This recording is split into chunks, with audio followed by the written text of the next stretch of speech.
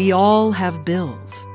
Whether it's a major purchase like a home, or everyday expenses like groceries, the electric bill, or insurance, no matter how carefully you budget, there's one thing making everything harder right now. Everything costs more. That same problem is hitting RTD.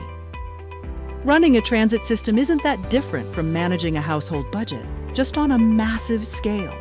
And right now, RTD is trying to balance rising costs, aging infrastructure, and low-growth revenue all at the same time. At the core of it, there are really three pieces to any budget. First, revenue, the money coming in. For RTD, that includes sales and use tax revenue, fares people pay for buses, trains, and paratransit, and other funding sources like grants. Think of it like your paycheck or the money deposited into your bank account every month. Second, capital investments. These are the big, expensive investments that don't happen every day, but are absolutely necessary. For a family, it could be replacing a roof or building a fence around your property. For RTD, it's replacing tracks, upgrading old systems and facilities, improving safety technology, or replacing aging trains and buses. Third, operating expenses. These are the everyday costs required just to keep things functioning.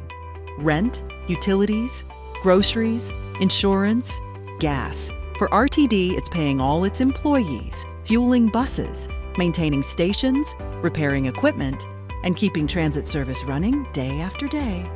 The challenge is that RTD's system is aging, and older systems become more expensive to maintain. It's like owning an old house. At first, maybe it just needs painting. Then suddenly, your heating system goes out, your foundation needs work, and every repair costs more than the last one. That's where RTD is now. And this issue has been building for years. Back in 2019, RTD was already dealing with a $127 million deficit because costs were rising faster than revenue. At the same time, major maintenance projects had been delayed for years, creating a growing backlog of repairs. Then COVID hit. Ridership dropped almost overnight as offices closed and people stayed home. But RTD still had to operate. Essential workers, nurses, grocery employees, first responders, transit-dependent customers still needed transportation every single day. To keep public transit systems alive during the pandemic, the federal government stepped in with emergency funding.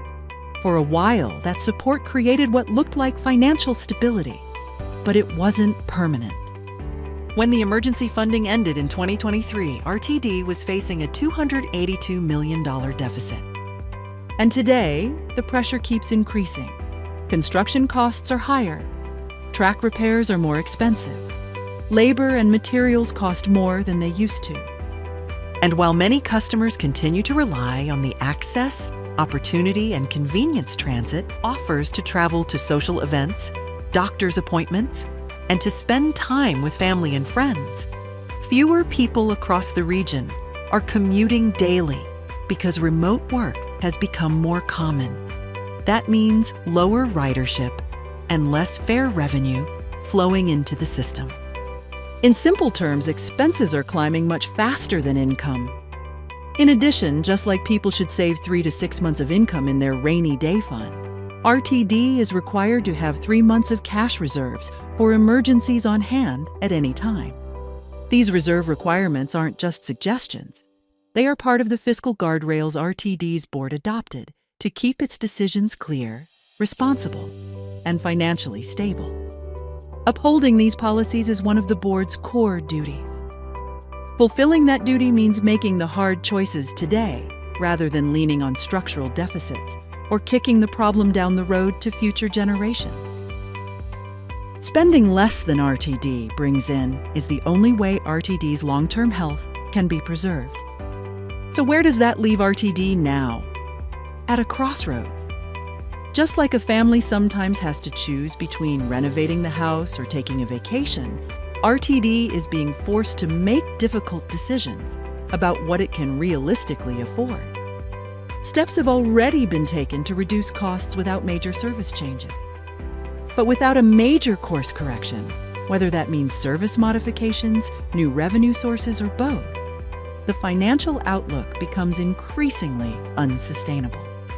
At the current pace, RTD may be short of cash in 2028, and it will be difficult to maintain service. And if that happens, the consequences won't just affect buses and trains.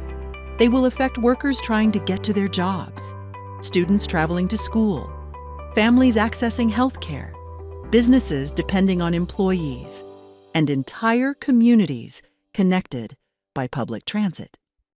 The agency now faces a critical choice: make disciplined, near-term decisions needed to balance the budget today, or allow the deficit to grow until RTD's core transit service is at risk. Acting now protects RTD's future and the customers who depend on it every day. Because ultimately, public transportation only works if the system itself can keep moving forward, which allows RTD to continue to deliver on its mission to make lives better through connections.